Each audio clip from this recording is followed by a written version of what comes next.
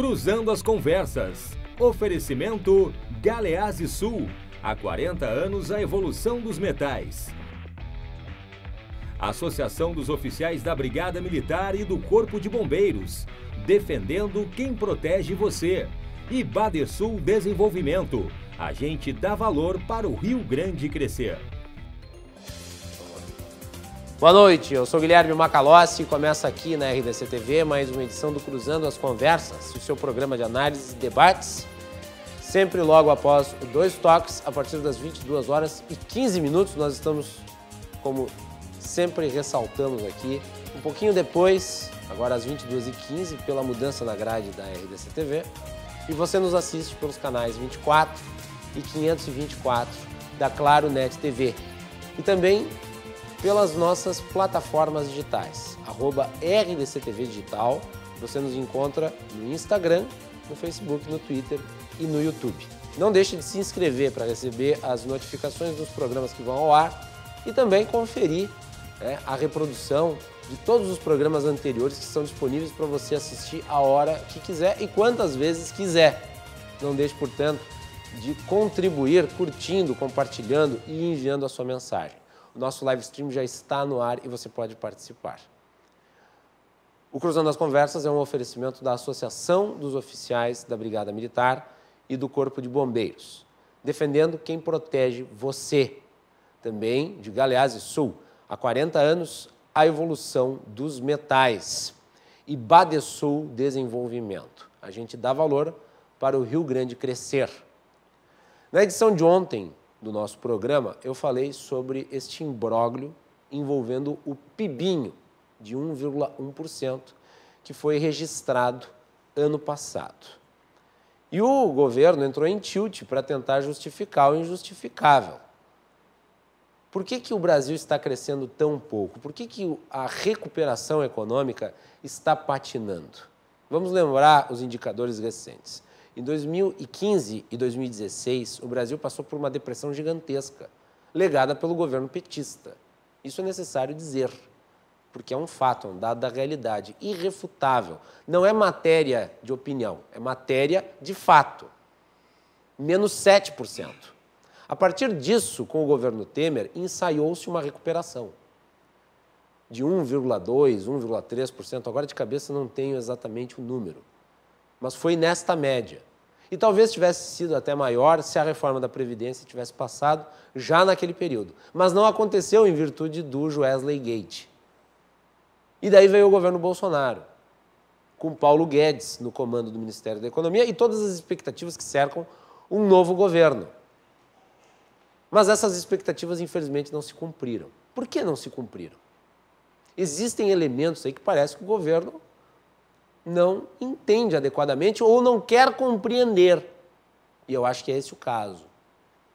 A postura do presidente da República e dos seus assessores principais ajuda a nós identificarmos as pistas que desenham o contexto atual.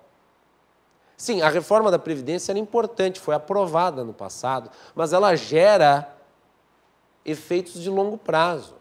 O Brasil nem começou a economizar com Previdência. Vai ao longo do tempo.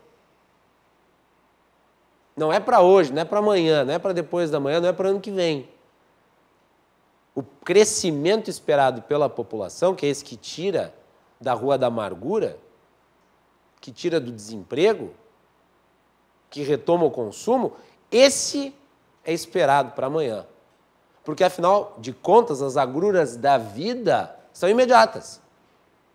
Eu sei que estou desempregado hoje, não sei se vou estar desempregado daqui a 5 anos. Portanto, para mim, o longo prazo não interessa. Do ponto de vista imediatista, o que importa é o emprego, a renda e o consumo.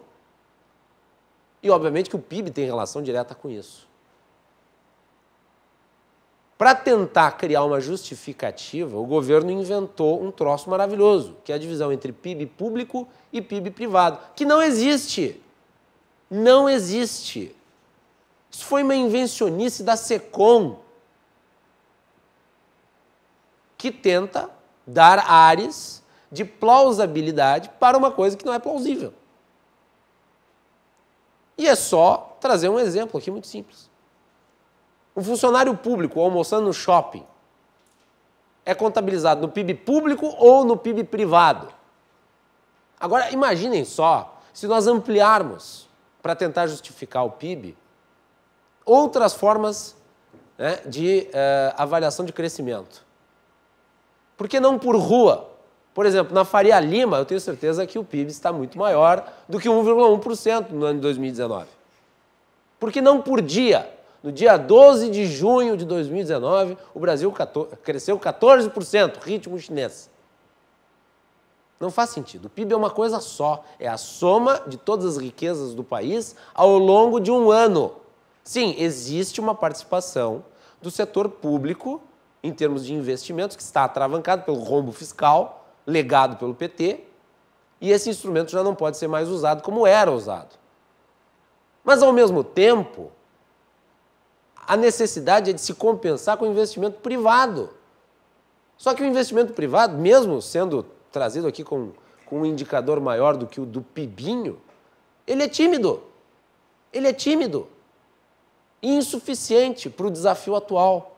Agora, por que isso acontece? Porque, afinal de contas, vamos lá, o empresariado brasileiro, em sua ampla maioria, é só pegar a Fiesp, por exemplo, né, é apoiadora do governo. O empresariado brasileiro concorda com a agenda econômica, lato sensu. Eu também concordo. Agora, por que não investe? Por que não bota o dinheiro no país? Aplica os recursos. Por uma razão muito simples. Empresário nenhum vai arriscar o seu dinheiro com aquilo que ele não confia. Ele pode elogiar publicamente, ele pode incentivar publicamente. Mas se ele não tiver certeza do que está sendo feito, da forma como está sendo feito, ele não vai arriscar o seu sagrado dinheirinho. Nem os investidores externos. Ainda mais com boçais no governo, né, fazendo discurso incendiário em áreas que são sensíveis, como, por exemplo, a ambiental. Assim como existe um movimento ambientalista arcaico e reacionário do ponto de vista que não quer o desenvolvimento e que acha que o capitalismo destrói e não constrói, nós também temos um outro lado desta moeda, que é daqueles capitalistas que acham que qualquer questão ambiental é socialista, é comunista, é esquerdista. Os fundos de investimento internacional, que têm o selo verde, só entram no país se houver política ambiental. E o Brasil sempre foi muito inteligente ao implementar políticas ambientais que agregassem o setor produtivo com o setor da preservação. E o Código Florestal é um exemplo claro disso. Os investidores internacionais, e são fundos bilionários, não vão vir com um Ricardo Salles dizendo besteira no Ministério do Meio Ambiente. Tanto é assim, que eu disse aqui semana passada, o Paulo Guedes, depois de passar lá pelo Fórum Econômico de Davos, ele veio para o presidente da República e disse para ele, olha, com esse ministro aí não vai dar. E é verdade. Dentro do governo, ele pediu a cabeça do Ricardo Salles.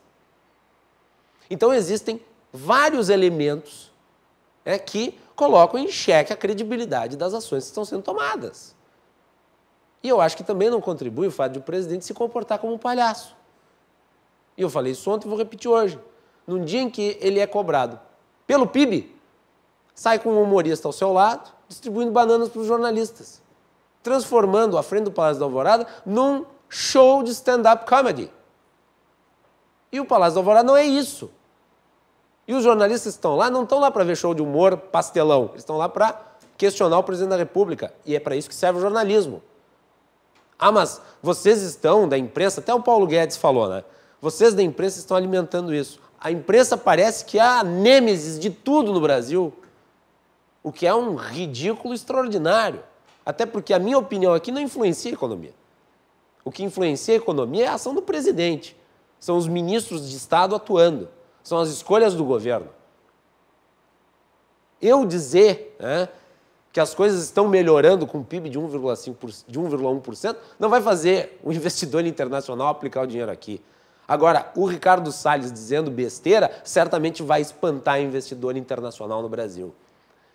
A agenda econômica, lato sensu, ela está correta. É verdade, o Brasil tem que contingenciar gasto público, tem que fazer com que o investimento privado seja maior na economia, tem que vender estatal, tem que fazer tudo isso, tem que fazer reforma, tem que fazer. Agora, como está fazendo e qual é a postura em relação ao modo de fazer, este é o ponto. E não há autocrítica. Muito pelo contrário. Quanto mais se evidenciam os problemas do governo, mais o topete cresce, mais o nariz fica empinado. E não é assim que nós vamos sair desse buraco, desse atoleiro em que nós estamos metidos há muito tempo. Há muito tempo. O Brasil ainda não recuperou o período pré-crise de 2013, hein? Ah, mas não é culpa do governo Bolsonaro. É verdade. Só que é o seguinte, ele não foi eleito com a certeza de que era o responsável pelo que estava recebendo. Ele foi eleito para resolver o problema. E tem que resolver o problema e tem que ser cobrado por isso. Ele, Paulo Guedes e seus assessores. Todos. Todo dia. E sem bater continência para desculpa esfarrapada. Muito bem. Feita a introdução ao programa, hoje nós vamos falar de um assunto que é importantíssimo para todos e que foi alvo de muita especulação, de muita polêmica, que é a Lei Geral de Dados. Lei Geral de Dados que afeta todos que transitam na internet, as empresas, né? Tem uma inúmera profusão de efeitos. E nós vamos tentar aqui falar um pouco sobre ela, sobre qual é a sua concepção, qual é a sua aplicabilidade no mercado, na vida social. E para falar sobre esse assunto, eu convidei dois especialistas que conhecem bastante da área. Paulo Rogério Dias de Oliveira, que é consultor de segurança da informação. Paulo, bem-vindo. Boa noite. Boa noite, tudo bem? Obrigado. Prazer recebê-lo. O prazer é meu estar aqui hoje e espero aí que a gente possa enriquecer esse discurso e esse bate-papo aí. Muito bem. Quem também está aqui é o André Luiz Pontin, que é o presidente da Comissão de Proteção de Dados da OAB. Então, André, bem-vindo. Obrigado. Boa noite, Guilherme. Boa noite, Paulo. Boa noite. Muito obrigado pelo convite. Acho que nós vamos conseguir discutir bem esse assunto, um assunto tão importante, tão na onda, digamos assim, desse ano. Provavelmente será o assunto do ano nos temas do direito.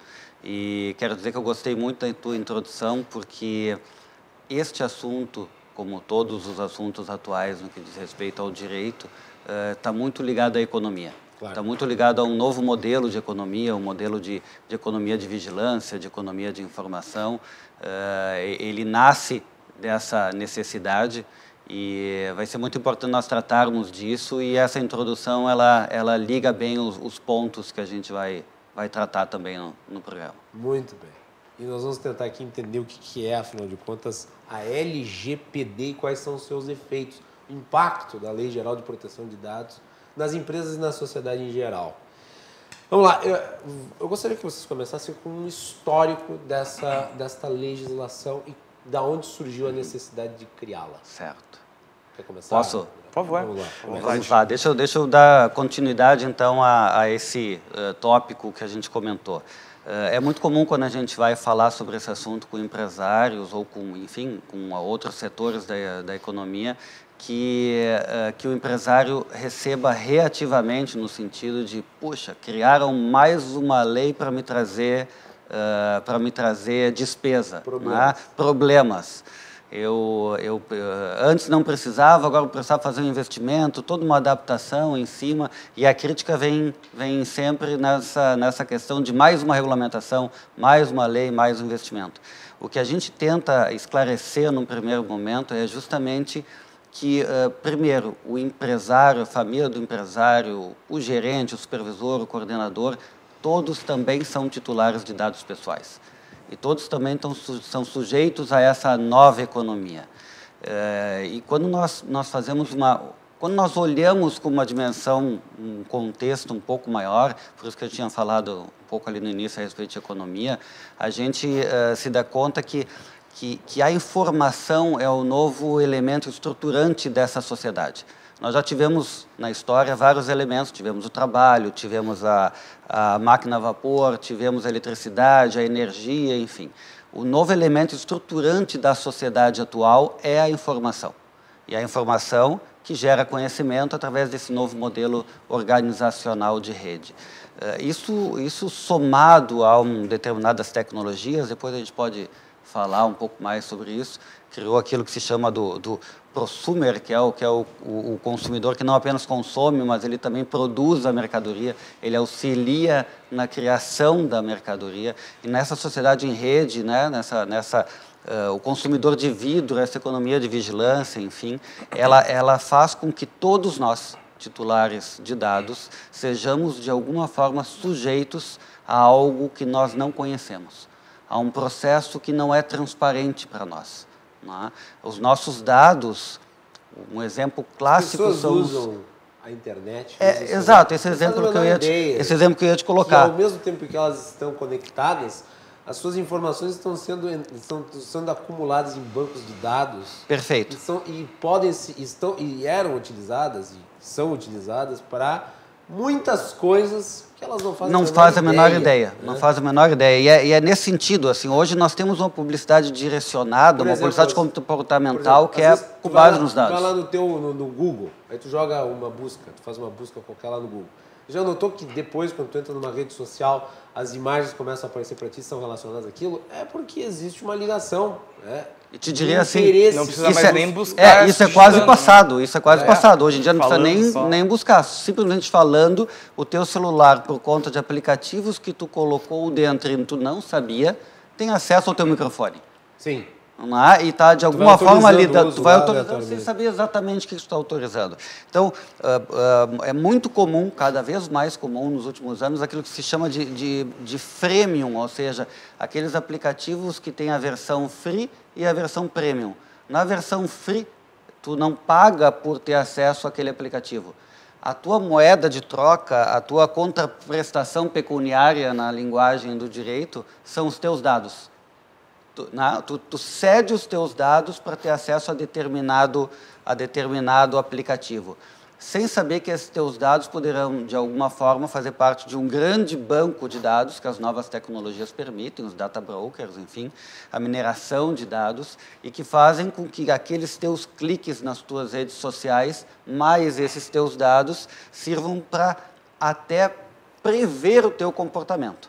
Então, nós estamos numa nova economia na qual os teus dados e os teus cliques, todo o teu comportamento nessa rede digital, criam um banco de dados imenso que, se antes não era possível, atualmente é muito possível através dessa mineração de dados, desses sistemas de Big Data, que é o estado da arte aí da mineração de dados, que se faça uma reunião de dados estruturados e dados não estruturados que permitam, inclusive, o que é dado a predição. Estruturado e não estruturado? Só para esclarecer. Depois nós temos um especialista que pode falar sobre dados estruturados e dados não estruturados. Na minha linguagem de advogado, dados estruturados estão dentro de um banco estruturado, ou seja, estão lá com determinadas conexões, e dados não estruturados, eles são minerados e ligados a esses dados para criar uma economia de vigilância, hoje em dia, um varejo de dados pessoais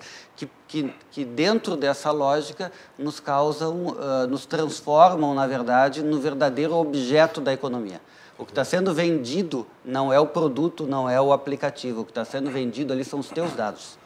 Só que tu não ganha sabe royalties disso. por eles, né? Tu não ganha nada. E às vezes tu paga pelo serviço que é o modelo freemium, né? Tu paga por um premium daquele teu aplicativo que tu já cedeu os dados. Então tu está pagando com os dados, está pagando mais do que isso para ter o produto premium. Então, nessa nova lógica, por que eu fiz essa introdução toda? Para a gente entender que essa nova lógica requer uma nova regulação.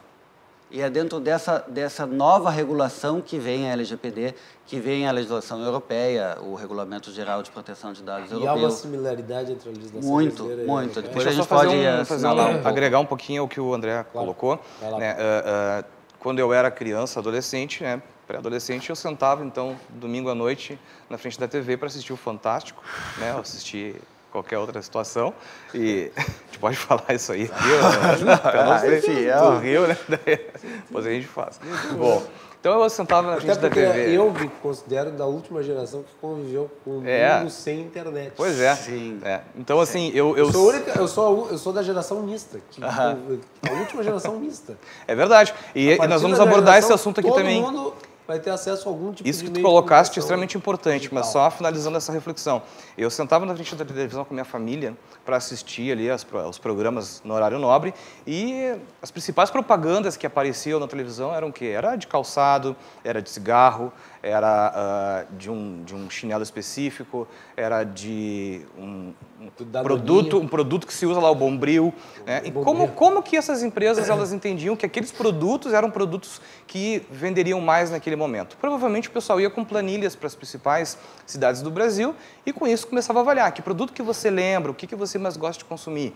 Ou seja, eu, enquanto criança, não ia consumir um Bombril, eu não tinha interesse em consumir um Bombril. Né? Então, indo ao encontro com o que o André colocou, nós não temos mais hoje o espaço que nós tínhamos naquele momento. Os produtos eles não podem ser oferecidos a esmo, eu não posso jogar um produto no ar e torcer para que a maioria das pessoas adquiram. Eu tenho que oferecer um produto que o André vai adquirir, que o Guilherme vai adquirir, que o Paulo vai adquirir. Como que se consegue com isso? Através do que o André colocou, com o uso de informações. Como se consegue essas informações? Nos oferecendo ferramentas e mídias e entretenimento, de maneira que nós passemos a usar quase que como uma dependência e lá vão circular todas as nossas informações. Nesse momento agora de problema financeiro que nós estamos, de recessão... Você fala de todas as informações, é realmente todas as informações. Olha só, finalizando esse meu comentário. Nesse momento de recessão, muitas pessoas estão empreendendo por necessidade.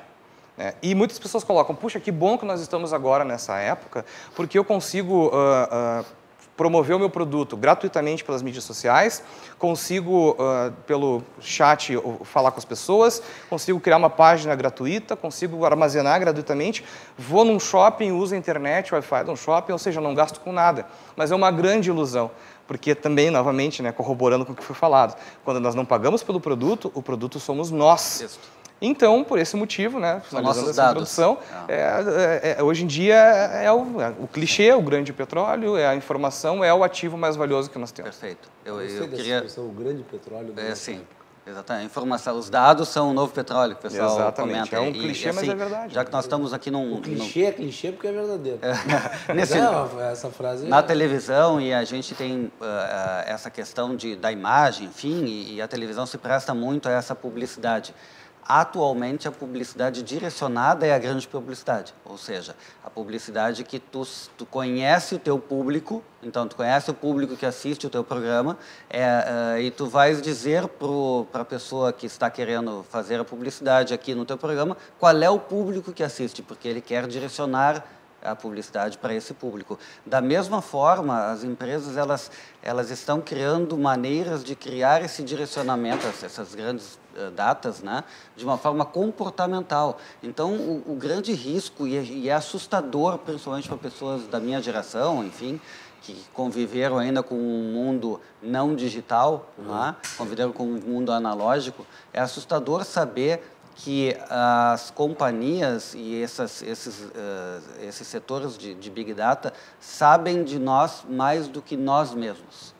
Eles sabem do que nós... Isso é uma coisa extraordinária, porque até 30 anos atrás, a única forma de tu ter os teus dados, né, compartilhados era alguém abrindo a tua correspondência. Exatamente, tanto que a nossa legislação clássica é isso, é uma proteção da correspondência. Não pode abrir a carta. Exatamente, a proteção Perfeito. Da privacidade, ela dizia muito respeito à proteção da correspondência. Isso. Né? Atualmente não, atualmente eles sabem mais de nós do que nós mesmos. Um exemplo clássico quando se fala a respeito de privacidade atualmente é o caso de um pai de uma adolescente americana que fez uma queixa numa empresa... de varejo internacional. Na verdade, numa empresa que vendia produtos para grávidas, porque essa empresa estaria assediando a filha a sua filha com produtos, né? Tinha mandado carta, tinha mandado, enfim, uma série de condições com produtos relacionados à gravidez. E o pai disse, não, mas a minha filha tem 15, 16 anos, não, né? Como é que vocês estão mandando isso? Ela é menor, tal, e fez uma queixa formal. A empresa pediu desculpas, porque naturalmente é esse o caminho. Depois foram, né? Depois de um mês, eles ligaram novamente para esse senhor, perguntando se estava tudo ok e tal, e ele, constrangido, pediu desculpas e disse, não, eu não sabia, nem a minha filha sabia que estava grávida.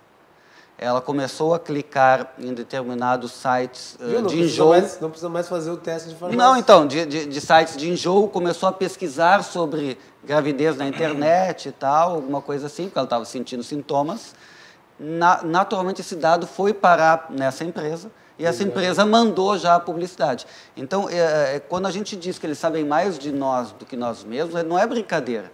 Realmente, esses bancos de dados estruturados é um caso real. Exemplar, assim. Perfeito. E a gente está falando, pode ser engraçado, enfim, quando a gente fala sobre isso num exemplo como esse, mas nós podemos estar falando também numa economia de vigilância do Estado sobre nós. Então, quando o empresário, ele de alguma forma fica insatisfeito, por ter que fazer um investimento para adequar a sua empresa a essa nova regulação, ele também, então, o empresário, enfim, todos nós temos que entender que essa adequação não é só para as empresas, essa adequação também é para o setor público. Ela também exige os mesmos princípios do setor público, do Estado.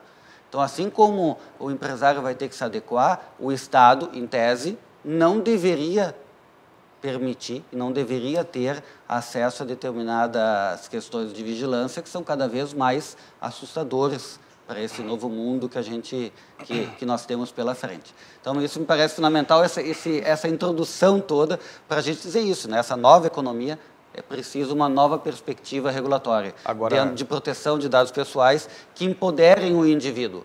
Aqui nós estamos tratando do indivíduo. O titular de dados pessoais, ele tem que ser, eu não gosto muito desse termo, mas enfim, ele tem que ser empoderado, porque é ele que vai, de alguma forma, controlar. E, Guilherme, tem um detalhe importante sobre... Tem o pessoal aí, os liberais de fancaria, que costumam dizer assim, meu Deus, você está regulando o setor privado. Não, você está salvaguardando o indivíduo. É isto. E devemos lembrar, o setor que detém essas informações todas, são os grandes bancos de dados, ele é oligopolizado. Ele é oligopolizado. E não é transparente, isso que é pior. E se você não resguardar o indivíduo, que tipo de liberal você é? Agora obrigado, nós temos um detalhe. Esse empoderamento, como foi citado, como a LGPD ela veio então para entregar para o cidadão o poder sobre os seus próprios dados.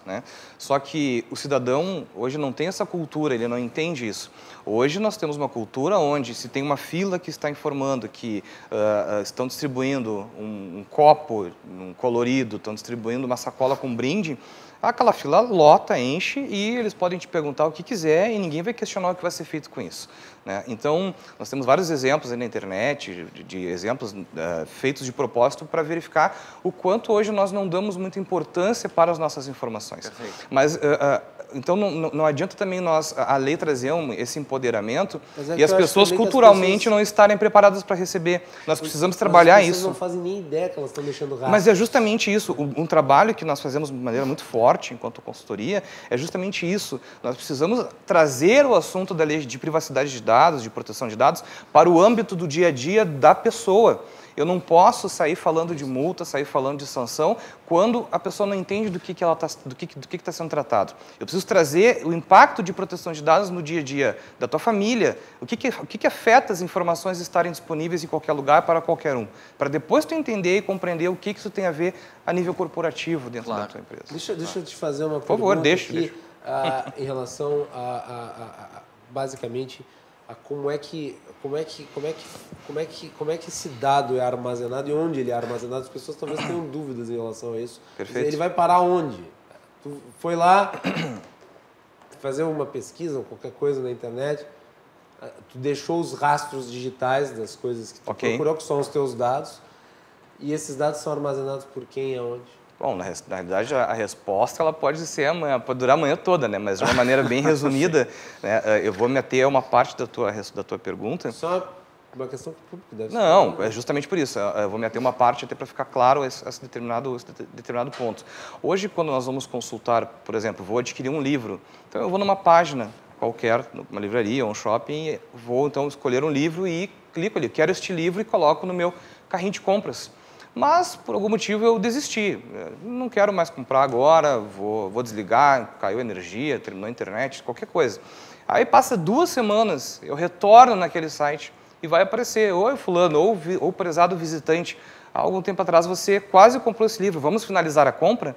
Né? A gente pode estar chamando isso aí, então, de cookie, que é, então, informações que são armazenadas lá, né, de uma maneira que fica sobre o domínio daquele site, daquela loja, onde ele resguardou algumas informações para utilizar de novo para me tentar vender. Então, as informações hoje, não existe almoço grátis, então não existe informação perdida. Até o movimento do teu mouse é avaliado, o mapa de calor, por exemplo, na região norte de Porto Alegre, né, próximo ao centro, as pessoas que, quando acessam um determinado site de operadora de telefonia celular, têm por costume movimentar o mouse para o canto superior esquerdo. Isto é informação. Até para indicar onde deve ser a publicidade na tela do computador.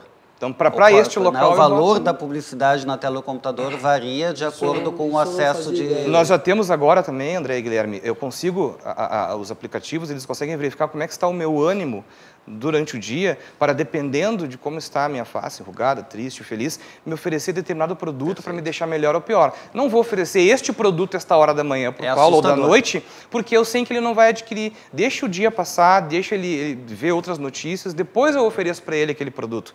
Então, a gente às vezes até acha que está querendo o produto. Na realidade, são os algoritmos que nos induzem e a gente acha que quer. Então, a coisa vai longe. Se a gente deixar, vai longe aqui a discussão filosófica sobre isso. Parece até a luz aqui de trás do estúdio, que ela muda. Ela muda de acordo com o humor do apresentador. Né? Mas essas informações que tu traz aí, eu fico até de boca aberta. Eu não sabia disso. De análise de movimentação. Tudo é informação. De emoções. Gente, nós estamos falando de emoções, de comportamento. Como é que se calcula a emoção com base nos dados? São critérios estabelecidos. Isso aí, até esse ponto que tu colocou, estamos falando antes do início, né, André? Justamente isso. Esses algoritmos que vão fazer essas avaliações, né, baseadas aí em algum cálculo que alguém colocou lá. Vai ter algum tipo de preconceito? Eles vão eliminar alguma pessoa que tem uma determinada característica de um processo seletivo? Né? Vou deixar de oferecer algo porque tu tem determinadas características? Então, essa pergunta é a grande pergunta. Exato. Como, por quê, de que maneira isso está sendo feito? Imagina o cara tá lá estressado às 2 da tarde do trabalho na segunda-feira, é oferecido a ele, compre maracujina. Uma cerveja, talvez. Uma cerveja. Eu queria, doutor André, que o senhor falasse um pouco sobre quais são as diretrizes principais dessa legislação. Claro. Nós estamos falando aqui, obviamente, da problemática, mas eu gostaria de entrar um pouco na lei em si. Quais são as obrigações que ela cria, quais são os direitos que ela cria? Perfeito. A lei brasileira, a Lei Geral de Proteção de Dados Pessoais, a LGPD, ela é baseada nesse regulamento europeu, mas ele não é uma cópia do regulamento europeu. Ele tem determinadas questões que são específicas da nossa lei. E ela tem uma linguagem peculiar que é uma qualidade da nossa lei. Ela trata muito de princípios, ela trata muito de questões, de alguma forma, genéricas, que vão permitir com que essa lei permaneça no tempo. Ou seja, ela é adequada a um longo tempo, mesmo com a mudança de tecnologias. Em geral, aqui no Brasil, quando uma lei entra em vigor, ela já está desatualizada. Exatamente, nós já tivemos muitos casos. O Civil, quando ele entrou em vigor, já era velho. Já era velho, exatamente. Nós tivemos muitos casos, inclusive ligados à tecnologia, de leis que, quando conseguiram ser aprovadas, já estavam velhas. Sim. Já tratavam, por exemplo, o código, por exemplo, o código tributário, a legislação tributária, ela tratava, por exemplo, de mídias físicas em vez de tratar de mídias digitais. Então, ela tratava lá do disquete, do CD, da mídia em CD, ela nem tratava de mídias digitais para fins de tributação. E isso, obviamente, gerou uma polêmica e uma interpretação de longa data. Mas, enfim, essa lei ela se presta nesse sentido, por ter essa amplitude, por ter esse caráter genérico, mas ela traz alguns princípios fundamentais e ela traz muitos verbos. Então, quando ela fala em tratamento de dados pessoais, ela, de alguma forma, coloca ali naqueles verbos, e incluindo outros, praticamente tudo que tu pode fazer ou pensar em fazer sobre dados pessoais. Ela se aplica à coleta, à produção, à utilização, processamento, eliminação, o arquivamento. Então, tudo que a organização vai trabalhar com os dados pessoais está sujeito à lei. A primeira coisa que a gente deve lembrar quando a gente trata dessa lei é que ela tem uma finalidade de proteger dados pessoais. Então, ela não se aplica aos dados, por exemplo, da pessoa, a informação da pessoa jurídica. A proteção dos dados da pessoa jurídica existe em outra regulamentação, outras leis. Como é que faz para se dividir, como é que se faz para diferenciar isso? Nem PIB público e PIB privado. Não, perfeito. O sujeito está lá na frente do computador da empresa. Sim. Ele está mexendo no computador. Aquilo dali é informação privada ou é informação pessoal? Os dados pessoais, então sempre dados relacionados a uma pessoa física, os meus dados, aos teus dados, aos dados do telespectador. Ela não protege os dados da pessoa jurídica nesse sentido. Mas é que a pessoa jurídica não acessa a internet, que acessa a internet... Não, mas ela tem dados, ela tem informação. Tem lá o CNPJ da pessoa jurídica, tem o nome, tem a... O dado pessoal, o conceito é tudo que identifica ou torna identificável uma pessoa. Perfeito. Então, esse é um conceito importante, né, do identifica ou torna identificável. Quais são os dados que identificam? Os dados pessoais normais que a gente se acostuma. Nome, o CPF... o teu endereço, o teu e-mail, são dados que rapidamente te identificam. Quais são os dados identificáveis? São os que em determinado contexto, em determinada relação, servem para te identificar. Então, quando a gente fala em proteção de dados pessoais, a gente está falando na proteção mais óbvia de todos os nossos dados, mas também está falando na proteção de dados que podem, em algum contexto, servir para nos identificar. Então, quando tu tem os dados, né, a empresa tem lá os dados e, de repente, ela faz um determinado gráfico em que ela diz, não, os meus consumidores, os meus clientes são 30% em Porto Alegre, 25% na Grande Porto Alegre, enfim, uma porcentagem no restante do Brasil. Esse dado que trata do consumidor, ele não é protegido porque ele não identifica o teu consumidor, ele não identifica uma pessoa física. Dizer que tem tantos gremistas ou tantos colorados no estado do Rio Grande do Sul não identifica essa pessoa. Mas se eu sou o torcedor lá do clube lá da minha cidade, da CBF, lá de Carlos Barbosa, e vocês dois são torcedores do Grêmio, e eu disser, naquela bancada, o torcedor da CBF cometeu um crime, eu estou identificando essa pessoa. Perfeito. Entendeu? Então, dentro dessa relação, o que a lei protege é o dado pessoal, mesmo que ele não pareça pessoal. E como é que ela protege?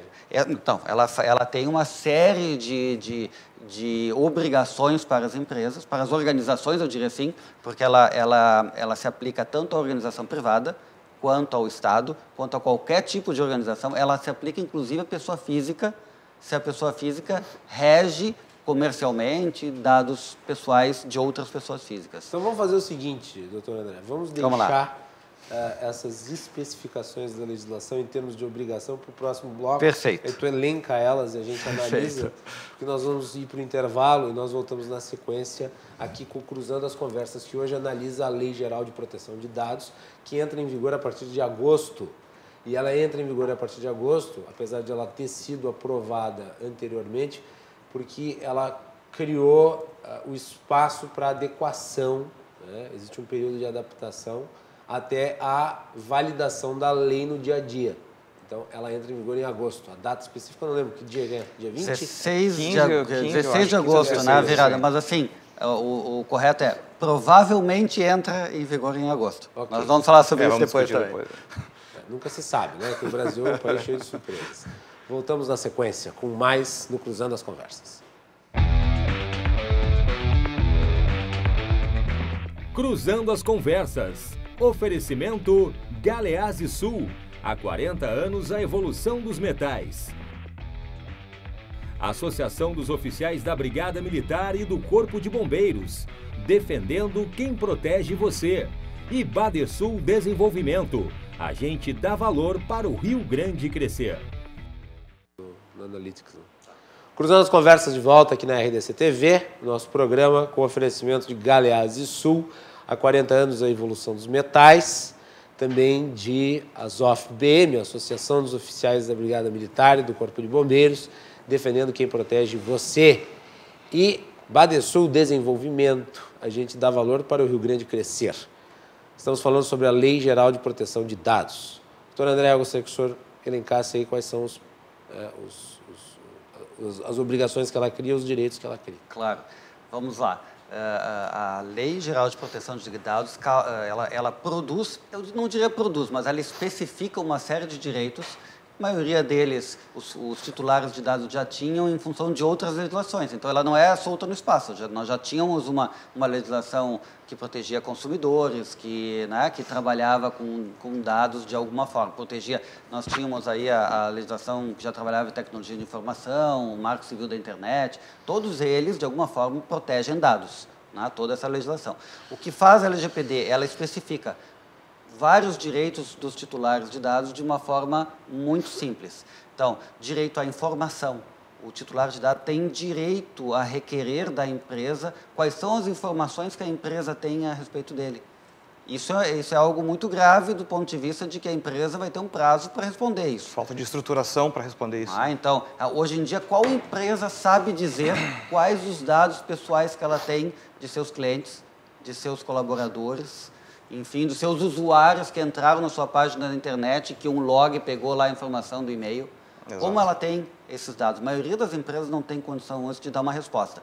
Mas, enfim, os titulares de dados, ele tem direito à informação, a requerer essa informação das organizações, ele tem direito ao acesso a essas informações, a saber, ele tem direito à correção.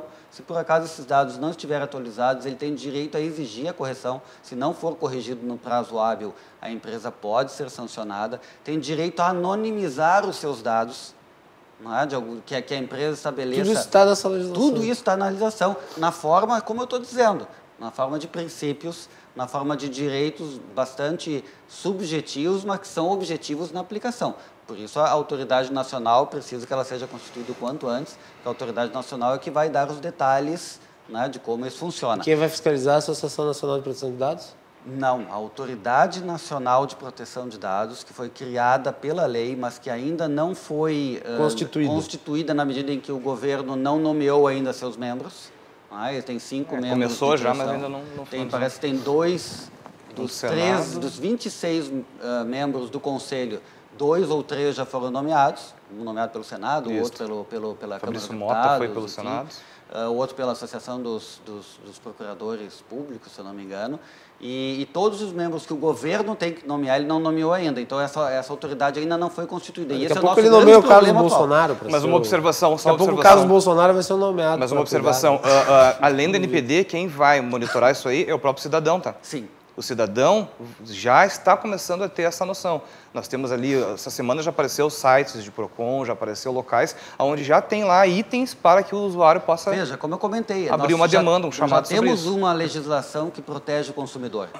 Então, mesmo não estando em vigor essa lei da LGPD, como ela vai entrar em vigor na metade desse ano, mas mesmo não estando, já temos inclusive aplicação de juízes que estão exigindo que determinadas empresas informem como que elas estão fazendo a proteção dos dados. Teve um caso muito paradigmático agora, no mês passado, se eu não me engano, a respeito da empresa de trens de São Paulo, que instalou câmeras de vigilância que fazem identificação facial e através de uma entidade de consumidores, o juiz exigiu, ele não condenou, ele exigiu que essa empresa demonstrasse num determinado prazo qual é a proteção que ela dá a esse dado, que é um dado pessoal e um dado pessoal bastante, enfim, importante, relevante nesse sentido. Então, desculpa, a gente vai interrompendo, mas falamos dos direitos titulares e de alguma maneira, se a gente tiver tempo, eu só queria comentar, depois o Paulo pode nos seguir, Nós entendemos que a LGPD trabalha vem num foco de sistema de gestão. Ela não é uma norma em que o advogado sozinho pode conseguir fazer a adequação sem o apoio de uma equipe especializada, seja uma equipe especializada em TI, seja uma equipe especializada em segurança da informação, em tecnologia da informação. É mais ou menos como dizer que tu consegue aprender a dirigir lendo o Código Brasileiro de Trânsito.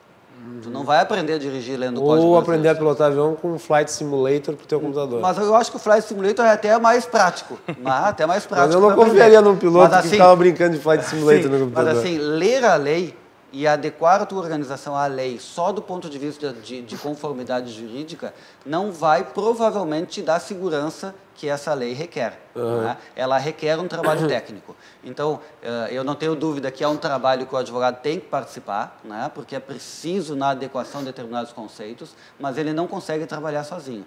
E dentro dessa lógica, ela cria uma espécie de compliance de dados, que é como nós estamos trabalhando, né, essa adequação das organizações. Dentro das melhores práticas de mercado, a gente trabalha com o ISO, trabalha com outras, enfim, certificações, mas o modelo é um modelo de compliance de dados. É muito semelhante a um programa de compliance. Ele requer um planejamento, ele requer a participação da alta direção. Se a alta direção da organização não der o exemplo, não vai acontecer. Isso vale também para a administração pública. Tá? Ele requer uma auditoria de lacunas para identificar quais são as lacunas que são existentes. Tu tem que definir um controlador, a gente não falou aqui, não vai ter tempo de falar sobre a figura do controlador. Né? A expressão da lei não é a melhor, né? Na lei Controlador parece sujeito que trabalha em torre de comando do aeroporto. Então, lá na legislação europeia se fala do DPO, né? No Data Privacy Officer, mas na lei brasileira ele chama de controlador, que é quem, em última instância, vai ficar responsável por fazer a ligação entre a empresa, o controlador de dados, e a autoridade nacional. Mas tem como fazer essa operação de fiscalização? Essa é a minha pergunta. Veja bem, se o é uma coisa que me parece de uma complexitude. Não, ela é muito complexa. A autoridade ela vai fiscalizar, mas a principal função dela é uma função educativa. Se tem uma coisa que o Estado faz mal é fiscalizar. Mas pensa bem, não é o Estado que vai exigir. É mais ou menos como quando saiu o Código Consumidor, que houve um boom de demandas dos consumidores contra as empresas. Vai ser o criador do dado. O titular de dados é que vai poder demandar. Nós vamos ter, não tenha dúvida, nós vamos ter em breve associações de titulares de dados demandando contra empresas. Tipo um Reclame Aqui, por exemplo, entendeu? Já existe na Europa, que essa legislação entrou em vigor há 2 anos, e existem sites que automatizam isso. Tu coloca o teu dado, é muito interessante, porque tu entra lá, eu não vou me lembrar agora exatamente, mas tu entra lá, você odeia o seu patrão, você odeia o seu governante, você odeia o seu proprietário de imóveis, enfim, tem lá. Acionar a empresa. Então, obrigue-o a perder tempo informando os seus dados. Então, tem uma carta automatizada que tu coloca ali os dados prontos, coloca os seus dados, não, bota teu nome, teu e-mail, e sai uma carta automatizada em que exige da pessoa, né, exige da empresa, uma série de informações que, se ela não fornecer, ela vai ser autuada, ou pode ser autuada, na medida do possível, e principalmente pode gerar um dano, né, para esse titular de dados. Então, a questão é, isso vai acontecer, quer a lei entre em vigor, quer a lei não entre em vigor. Ela vai acontecer de qualquer maneira. Então, nós estamos falando do compliance de dados, depois eu já passo aí para ti, mas temos que fazer um mapeamento, temos que fazer o gerenciamento de risco, temos que fazer políticas, processos, o advogado ele entra na redação das políticas, a empresa vai ter que rever provavelmente todos esses contratos, porque ela vai ter que ter no contrato de trabalho do seu colaborador a autorização para usar os dados para questões, inclusive de medicina do trabalho. Ela vai ter que rever o seu contrato com seus fornecedores, porque ela vai ter que saber o que o fornecedor dela está fazendo com os dados. O consumidor não quer saber se esse dado que ele deu para a tua empresa foi parar numa empresa de TI que faz o ERP da empresa e vazou lá. Até porque se vazar do da empresa, do processador, que é a empresa que sustenta o serviço do controlador, se vazar lá do teu fornecedor, a multa ela acontece em maior número para o controlador. Então, se eu estou fazendo meu trabalho, eu tenho que exigir que quem sustenta o meu trabalho faça essa adequação também, porque eu vou ser penalizado. Que é aquilo que no compliance é o due diligence. Então, acho que uma boa forma dessa lei pegar, porque aqui no Brasil existe o fenômeno da lei que não pega, é o consumidor e o produtor de dados, ou seja, o cidadão, ele ter consciência dos seus direitos em relação a isso. Como é que faz para conscientizar as pessoas de que elas precisam fiscalizar o cumprimento desta lei, que muitas pessoas nem mesmo conhecem? Esse é um bom momento, né? Eu acho que vai ao encontro, justamente o que nós falamos no início ali. Nós precisamos trazer este assunto para o dia a dia da pessoa.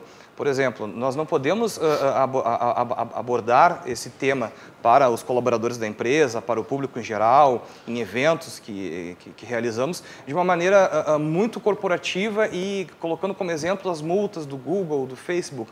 Eu preciso trazer esse tema para o dia a dia da pessoa antes de falar do colaborador. O que impacta o uso do teu CPF, o uso indiscriminado das tuas informações pessoais no dia a dia ao teu redor? O que podem fazer? O que estão fazendo com isso? Estão abrindo contas em teu nome? Estão, daqui a pouco, duplicando isso e utilizando de uma outra maneira que não seja a que tu concordaste ou ilícita? O que estão fazendo com os dados dos teus filhos, com os dados dos teus pais? De que maneira isso pode afetar negativamente vocês? Dessa maneira, trazendo este assunto para o dia a dia, a gente consegue falar de uma maneira melhor. Cada um de nós aqui, e todo mundo que está nos assistindo, nós só nos interessamos por algo, nós só prestamos atenção em algo quando nos interessamos por aquilo. Então, se esse assunto não trouxer interesse para a pessoa, o colaborador não vai se interessar por esse assunto. A partir do momento que aquela pessoa compreende que este assunto não é só da empresa, e sim do colaborador, nós temos que engajá-lo, porque um profissional motivado para o bem ou para o mal, é complicado tu proibir que ele tire o dado da empresa. Então, dependente da motivação que ele tiver, ele vai dar um jeito de tirar aquele dado. Não há controle e processo suficiente que garanta 100% de eficácia na retenção daquela informação dentro da organização. Eu preciso motivar a pessoa para que ela compreenda o que isso quer dizer, os benefícios que a lei traz e a proteção pessoal para ela mesma, para que ela, engajada, esteja submissa e atenta aos itens que a empresa vai implementar. E daqui a pouco, como isso vai incidir sobre as empresas, e eu acho que é importante perguntar sobre que empresas incidem mais na lei, depois do intervalo a gente pergunta isso, mas daqui a pouco as próprias empresas vão criar, por meio da iniciativa privada, selos de qualidade em termos de alocação de dados e proteção de dados. Já existe as certificações, estou atrasado. Certificações como a ISO, por exemplo. Sim. Nós temos aí uma ISO saindo agora. A 27701. 27700, e que ela justamente certifica a tua adequação nessa questão. Ela só fazer, desculpa, ela te dá, ela não certifica LGPD, só para deixar claro, né? Não é LGPD. Ela é um framework que é um sistema de gestão de privacidade. Então ela te ajuda em vários aspectos, mas não é um selo de LGPD, para o nosso público entender, né? É um selo que te ajuda de sobremaneira a atender as regulamentações principais de privacidade de dados, mas tem vários aspectos, como o André falou. É um tema multidisciplinar. Quando que nós íamos estar sentados na mesa com o jurídico, compliance, risco, segurança, conversando sobre o mesmo assunto, entendeu? Então, ou seja, é um momento de transformação digital, é um momento de repensar as maneiras como nós viemos trabalhando e de colaboração. A palavra é essa. Claro. E a mudança de cultura eu acho que é fundamental. É isso que tu falasse, eu acho que a gente tem que trabalhar isso. Muito bem, nós vamos fazer um intervalo e nós voltamos na sequência aqui no Cruzando as Conversas para o último bloco da edição de hoje do nosso programa que fala sobre a Lei Geral de Proteção de Dados. Como vocês podem notar, é um assunto cheio de coisas que as pessoas não fazem a menor ideia, ainda está sendo pouco falado. Nós estamos aqui, de alguma maneira, trazendo um pouquinho disso para você se conscientizar a respeito dessa legislação que vai entrar em vigor. Voltamos na sequência. Cruzando as Conversas. Oferecimento Galeazzi Sul. Há 40 anos a evolução dos metais. Associação dos Oficiais da Brigada Militar e do Corpo de Bombeiros. Defendendo quem protege você. E Badesul Desenvolvimento. A gente dá valor para o Rio Grande crescer. Muito bem, estamos de volta aqui na RDC com o Cruzando as Conversas nesta sexta-feira, falando sobre Lei Geral de Dados. O Cruzando as Conversas é um oferecimento de Badesul Desenvolvimento. A gente dá valor para o Rio Grande crescer. Galeazzi Sul, há 40 anos a evolução dos metais.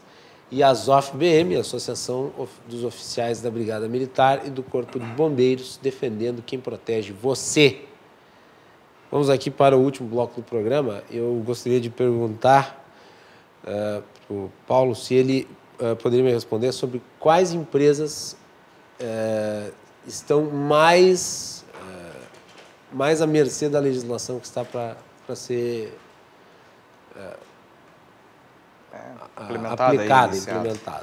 Não, perfeito. Eu acho que, de certa forma... Porque certamente não é a barraquinha de cachorro-quente do seu João lá, que tem...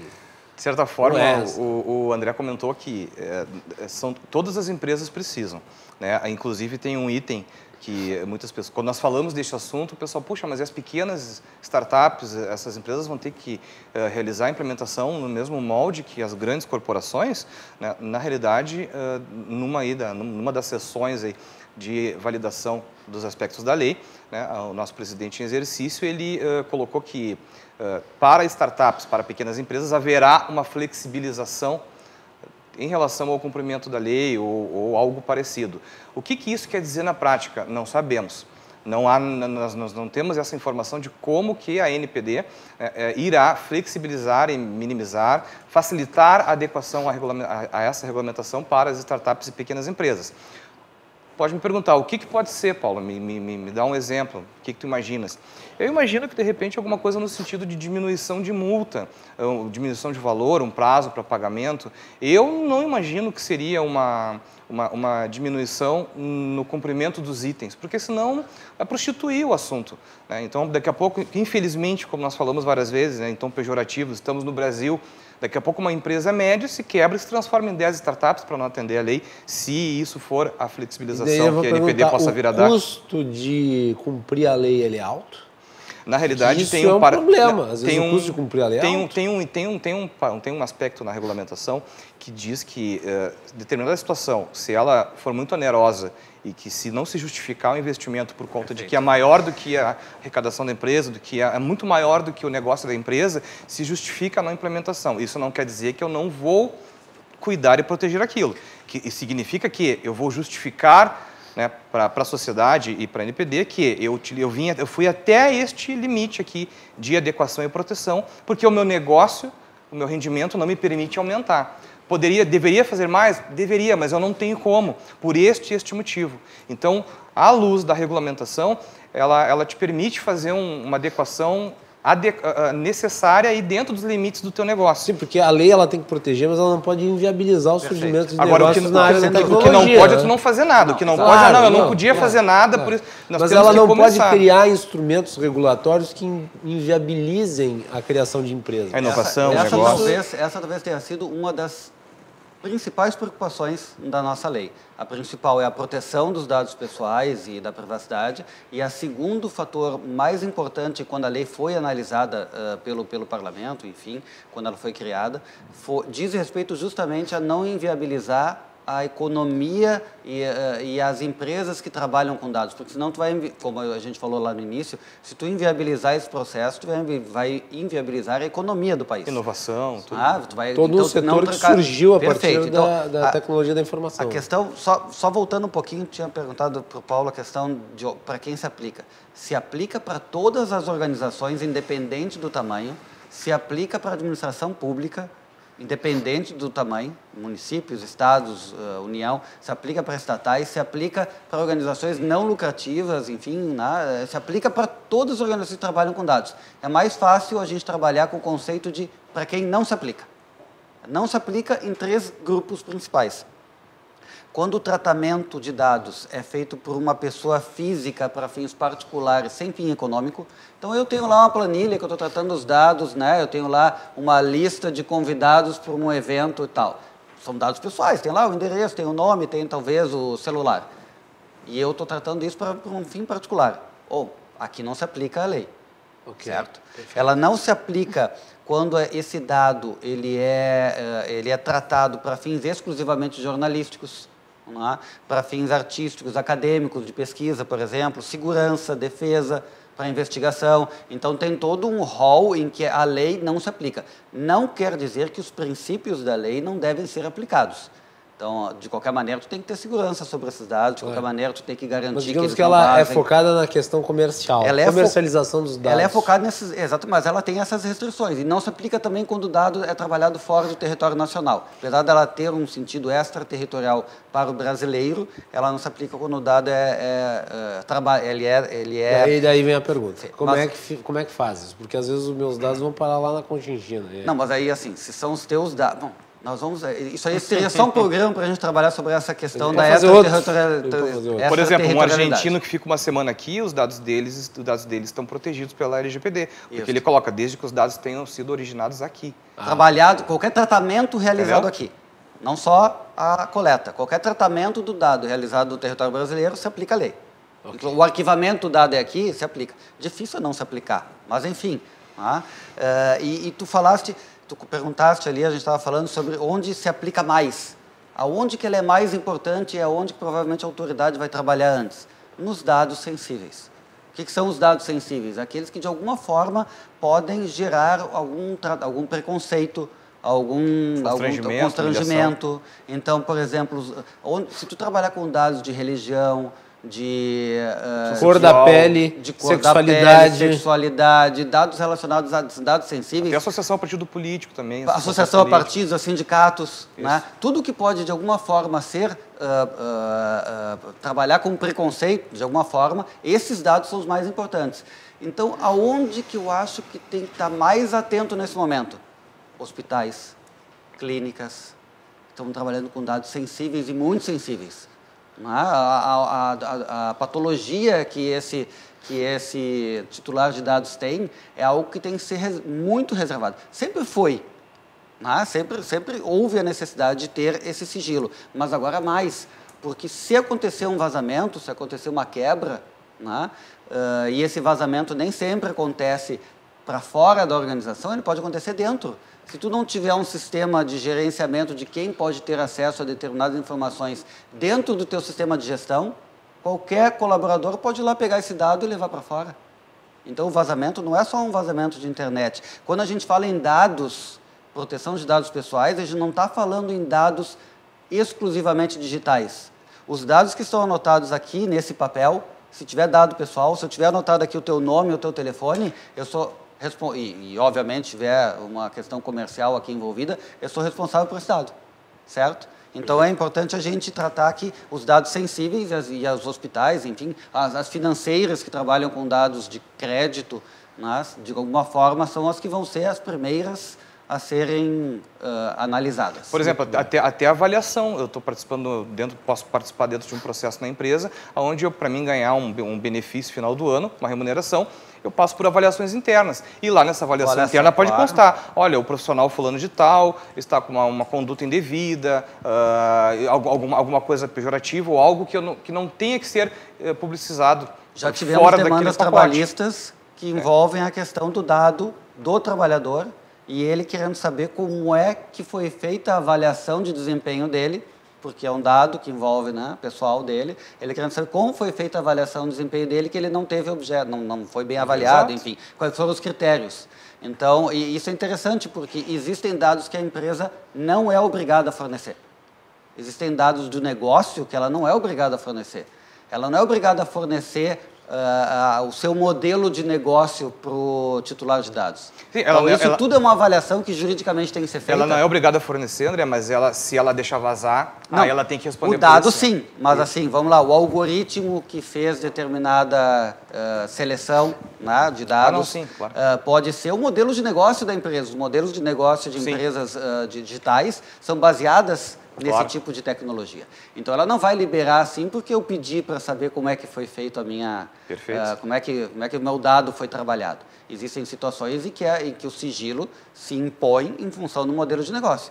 Obviamente que os dados têm que ser protegidos. Posso colocar um aspecto rápido? Rapidamente, porque nós temos os últimos 2 minutos do programa. Bem rapidamente, então. Só para a gente ter um detalhe, pessoal, da transformação que precisa acontecer. Hoje, o que me impede hoje de alguém pegar uma lista de aprovados da faculdade aqui da URGS de 2008 e colocar na internet de uma maneira anônima e dizer, esses dados são da empresa X, que vazaram hoje pela manhã. Quanto tempo essa empresa X vai demorar para dizer que aquele dado não é dela? Hoje nós temos uma grande dificuldade para dizer, só uma reflexão, tá? Porque não é só vazamento, eu posso fazer fake news, eu posso, entendeu? É teu, agora diz que não é, porque vai caber a empresa dizer que não é dela. E, por fim, um último detalhe. Pessoal, só um detalhe importante, ela tem multa, ela tem sanção, ela tem vários detalhes aqui que não abordamos hoje. Mas nós precisamos estar atento ao que o nosso concorrente está fazendo. Então, assim, muita gente coloca, puxa, a multa, porque não é para mim, porque vai pegar, porque eu não vou conseguir fazer, eu vou conseguir fazer. O que o teu concorrente está fazendo em relação a isso? Ele está se mexendo? Ele está começando a adequação? Bom, se ele está começando e tu não estás, isso aí vai ser um fator decisivo de critério de escolha de quem que vai fornecer o serviço, o produto para alguma empresa. Então, comece a buscar conhecimento, comece a entender do que se trata e comece a fazer algo, porque vai ter um bom tempo ainda para adequação. Muito bem. E eu já quero deixar o convite para vocês dois para voltarmos a tratar desse assunto mais adiante, porque a lei vai ser implementada a partir de agosto. Certamente muitas dúvidas persistem, tem uma série de assuntos que a gente não abordou aqui hoje, por exemplo, a questão do Cambridge Analytics, que ficou famoso no mundo inteiro, tem até um livro que foi lançado agora chamado Os Invasores. Perfeito. Está nas livrarias, eu não li o livro, não lembro, não li, não posso dizer se é bom ou se é ruim, mas trata do assunto, é um tema muito atual. E Paulo e André, muito obrigado por terem vindo aqui. E voltem, vamos combinar uma volta de vocês para continuarmos analisando esse tema. Obrigado. Às ordens. Obrigado a você. Muito bem, nós vamos ficando por aqui na edição de hoje do Cruzando as Conversas, agradecendo a todos pela audiência. E nós voltamos na segunda-feira com o tema Mulheres na Sociedade. Dia 8 é o Dia Internacional das Mulheres. Dia 9 nós vamos fazer um programa voltado para elas, especificamente a atuação que as mulheres têm tido na sociedade brasileira nas mais variadas áreas. Então fiquem ligados, um bom final de semana e até lá.